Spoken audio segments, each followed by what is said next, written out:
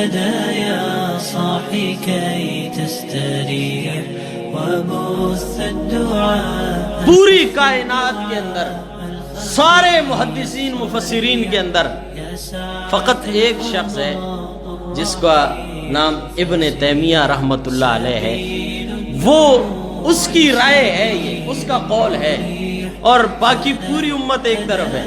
تو اس ایک شخص کی رائے کو جو ہے وہ مذہب کا درجہ دے دینا اور اس کو نافذ کر دینا، اور پوری امت کی رائے کو، پوری امت کی اس سمجھ کو جو وہ قرآن و سنت سے لیا انہوں نے، اس سمجھ کو چھوڑ دینا، یہ کہاں کا انصاف ہے؟ حالانکہ بالکل آسان بات ہے، سمجھنے کے لائق ہے، لیکن کیا ہے کہ کسی نہ کسی درجے میں لوگ کوتاہی کر جاتے ہیں، غلط فہمی کر جاتے ہیں. ابھی بھی میں بیٹھا تھا تو یہ بھائی میرے ساتھ بیٹھے تو ایک فون آ گیا مجھے، تو انہوں نے کہا کہ وہ مفتی صاحب ایک شخص نے ایک مجلس میں 3 طلاقیں دی ہیں، تو کیا یہ ہو گئی ہیں؟ تو میں نے کہا ہاں ہو گئی ہیں. کہہ رہے میرے ساتھ ایک بندہ بیٹھا ہے، وہ کہہ رہا ہے یہ تو زیادتی ہے. میں نے کہا طلاق دینا تو زیادتی ہے، دینی تو نہیں چاہیے. تو اس نے کہا نہیں ویسے زیادتی ہے، مطلب یہ آپ غلط کہہ رہے ہیں نا. میں نے کہا کہ میں غلط کہہ رہا ہوں. میں نے کہا ایک مجلس میں 3 طلاقیں دی ہیں، آپ خود کہہ رہے ہیں دی ہیں، میں نے تو نہیں کہا، آپ نے کہا دی ہیں. اب میں کیا بولوں کہ بھائی آپ نے جو کہہ دیا کہ دی ہیں تو میں کہوں کہ نہیں دی ہیں؟ میں کیوں کہوں نہیں دی ہیں؟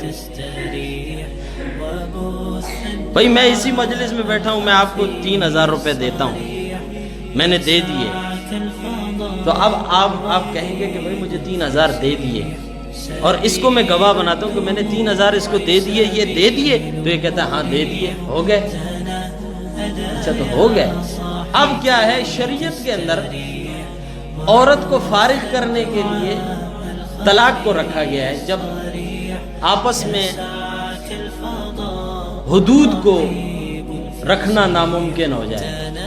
لیکن شرع نے ایک طریقہ بتایا ہے، اور وہ طریقہ یہ ہے کہ فقط ایک طلاق دے ایک مجلس کے اندر، زیادتی نہ کرے، پھر انتظار کرے، پھر اس کی جو ہے دوبارہ جب باقی آئے اور دیکھے کہ اب ممکن نہیں ہے، اب بھی معاملات نہیں بن سکتے، اگر بن جاتے ہیں تو ٹھیک ہے، نہیں بن سکتے تو دوسری دے دے. ایک طلاق دی تو رجوع ہو سکتا ہے، 2 دی تو تجدید نکاح ہو سکتا ہے، جب 3 دے دی تو کچھ رہا ہی نہیں، پھر تو مغلظہ ہو گئی نا. تو شرع نے تو یہ کہا ہے کہ آپ یوں کریں یوں نہ کریں. شرع نے حکم یہ دیا ہے کہ ایک مجلس میں 1 دیں، اس سے زیادہ نہ دیں. جب آپ کہتے ہیں نہیں میں 3 دے چکا ہوں، تو اس کے بعد پھر آپ کہتے ہیں کہ یہ نافذ بھی نہیں ہوا، یہ ہوا بھی نہیں. یہ کیسی بات ہے؟ یہ تھوڑی ہے. جب ایک آدمی زیادتی کرتا ہے تو زیادتی کرنے والے کو تو سزا دی جاتی ہے، اور یہاں سزا کیا ہے؟ یہاں سزا ہی نہیں ہو رہی. دیکھیں رسول اللہ صلی اللہ علیہ وسلم کے دور میں، میں آپ کو یہ بات سمجھاؤں، اللہ کے نبی صلی اللہ علیہ وسلم کے دور میں ہوتا یوں تھا کہ صحابہ تو لازمی بات ہے کہ رسول اللہ صلی اللہ علیہ وسلم کی حدیث پہ عمل کرتے تھے، وہ تو آپ صلی اللہ علیہ وسلم کی سنت سے پیچھے نہیں ہٹتے تھے، اگرچہ بادشاہ کے دربار میں بیٹھے ہوں وہ تو پیچھے نہیں ہٹتے تھے. لیکن وہ عرب دان تھے، ان کی زبان تھی، تو وہ لوگ کبھی جب اس طرح کا معاملہ آ جاتا اور وہ بیوی کو طلاق دے دیتے، لفظ طلاق استعمال کرتے، چونکہ لفظ طلاق عربی زبان کے اندر جو استعمال ہوتا ہے نا، وہ جدائی میں بھی استعمال ہوتا ہے، اور اس شرعی طلاق اس جدائی میں بھی استعمال ہوتا ہے. تو 2-3 معنی وہ رکھتا ہے اپنے اندر. تو وہ جب طلاق دیتے تھے نا تو وہ کہتے تھے انتی طالقن، طالقن یعنی تو طلاق ہے، یہ لفظ استعمال کرتا. پھر تاکیدن کہتا یعنی میرا مطلب طلاق ہی ہے، تو کچھ اور نہ سمجھنا. اب کبھی ایسا موقع آیا، ابو رکانہ رضی اللہ تعالیٰ عنہ صحابی رسول ہے، ابو داؤد کے اندر روایت ہے، سیاہ ستہ میں ایک کتاب ہے ابو داؤد، اس میں موجود ہے روایت۔ وہ صحابی اللہ کے نبی کے پاس آیا اور کہا یا رسول اللہ، میں نے اپنی بیوی کو اتنی طلاقیں دی اور اس طور پہ دی، یعنی تاکیدن بھی میں نے کہا، تو حکم کیا ہے؟ آپ نے فرمایا اللہ ما اردت الا واحد، تم اللہ کی قسم کھاؤ اور مجھے گواہی دو قسم کھا کر، ما اردت الا واحد، آپ کا ارادہ نہیں تھا مگر صرف ایک طلاق کا تھا، یعنی باقی تاکیدن کہا ہے۔ تو انہوں نے کہا واللہ ما اردت الا واحد، اللہ کی قسم میں نے تو ایک ہی دی ہے، باقی تو تاکیدن کہا ہے۔ آپ نے فرمایا فرج، جاؤ رجوع کر لو، ایک طلاق ہوئی ہے، دو باقی ہے۔ اب یہ صاحب شریعت موجود ہے، رسول اللہ صلی اللہ علیہ وسلم خود موجود ہیں۔ اب ایک شخص کہہ رہا ہے میں نے اتنی 3 طلاقیں دی ہیں، ٹھیک ہے، اب ایک مجلس کی 3 طلاقیں وہ 3 نہیں ہے، ایک ہے، تو نبی اس سے قسم اٹھوا رہے ہیں اللہ ما اردت الا واحد، اللہ کی قسم کھا کے کہہ کہ تیرا ارادہ نہیں تھا مگر ایک کا۔ اس نے کہا واللہ ما اردت الا واحد، جب ایک مجلس کی 3 تھی ایک، تو پھر نبی کو اس سے قسم اٹھوانے کی کیا ضرورت تھی؟ لیکن یہاں صاحب شریعت، صاحب شرع، محبوب خدا صلی اللہ علیہ وسلم موجود ہیں۔ اگر سامنے والا جھوٹ کہہ رہا ہے تو دلوں کے بھید جاننے والا رب جبرائیل کو بھیج کے بتا سکتا ہے میرے محبوب یہ شخص جھوٹ کہہ رہا ہے، اس کا ارادہ ایک کا نہیں 3 کا تھا۔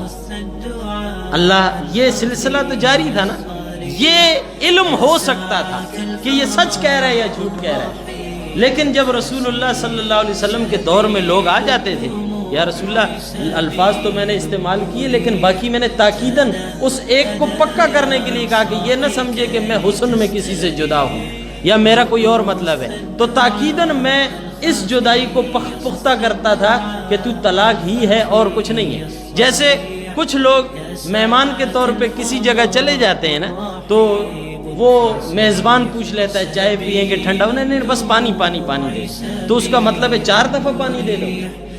بھئی پانی کا مطلب 3 دفعہ جو کہا اس نے استعمال کیا، تاکید کر رہا ہے کہ یار صرف پانی دینا، کہوا یا چائے نہیں دینا، بس مجھے پانی چاہیے، اسی کی طلب۔ تو یہ جب کہتے تھے طلاق، تو پھر یہی لفظ استعمال کر کے اس کو پکا کرتے تھے، دوسری دفعہ دے نہیں رہے ہوتے تھے، پہلے جو دے چکے ہیں اس کو پکا کر رہے ہوتے تھے، تاکیدن یوں کہتے تھے۔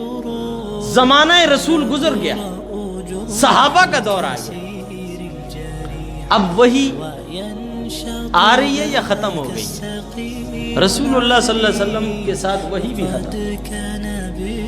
اب صحابی ہیں حضرت عمر بن خطاب رضی اللہ تعالیٰ عنہ، علیکم بسنتی و سنت الخلفاء الراشدین المہدیین، اللہ کے نبی نے آپ کے طریقے کو بھی سنت فرمایا ہے۔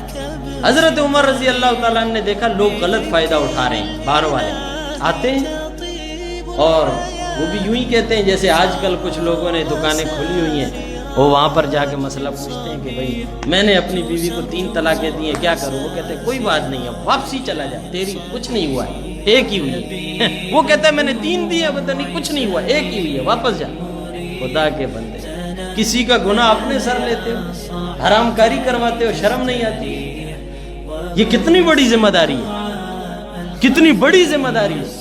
کائنات میں 2 ہی طبقے، اب یہ صرف ان کا ہے جن کی کوئی چیز اسلام سے نہیں ملتی، کوئی ایک مسئلہ جن کا قرآن سے اسلام سے نہیں ملتا ہے، ان کا بھی یہی مسئلہ ہے کہ نہیں، ایک مجلس میں کہتے 100 بھی دے دو ایک ہی ہوتی ہے۔ اب صحابہ کا دور ہے، حضرت عمر رضی اللہ تعالیٰ نے دیکھا کہ میں کیسے پتہ لگاؤں یہ سامنے والا سچ کہہ رہا ہے جھوٹ کہہ رہا ہے، تو آپ نے منع کر دیا کہ بھائی آج کے بعد تاکیدن بھی کوئی شخص ایک سے زیادہ دفعہ نہ کہے، ہم نہیں جانتے ہیں کہ تم نے 2 دیے 3 دیے، تم ہم سے کہتے ہو ہمارا ارادہ ایک کا تھا، ہمارا ارادہ ایک کا تھا۔ تو ہمیں کیا پتہ ہے تمہارا ارادہ ایک کا تھا یا نہیں تھا؟ لہٰذا آج کے بعد کوئی یہ لفظ استعمال نہ کرے. وہ پوری جماعت صحابہ ہے، کوئی ایک تو اٹھ کے کھڑے ہو کے کہہ دیتا حضرت عمر سے یہ تم کیا کر رہے ہو، ہم نہیں مانتے اس کو. کسی نے بھی نہیں کہا، کسی نے بھی نہیں کہا.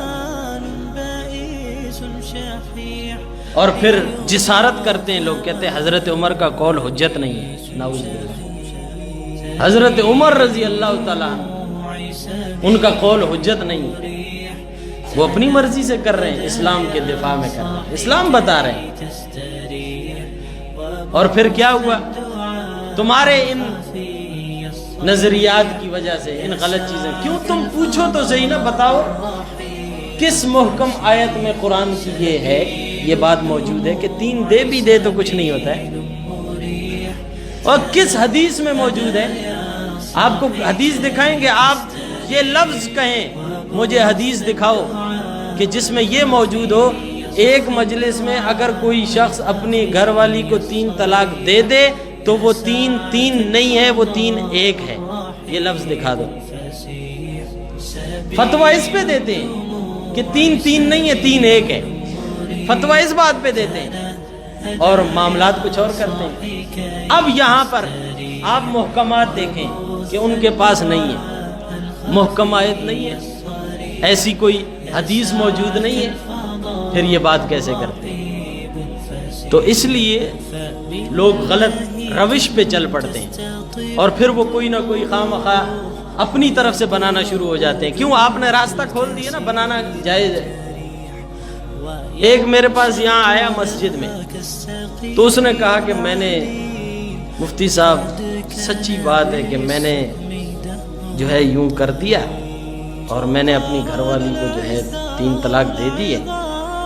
میں جھوٹ کیوں بولوں؟ دیکھو اللہ کا خوف ہے، میں جھوٹ کیوں بولوں؟ جھوٹ کا کیا فائدہ؟ میں نے کہا بولا کوئی راستہ نکالا. میں نے بولا راستہ میں کہاں سے نکالوں؟ آپ نے چھوڑا ہی نہیں ہے، آپ نے 3 دے دیے ہیں تو میں کہاں سے راستہ نکالوں؟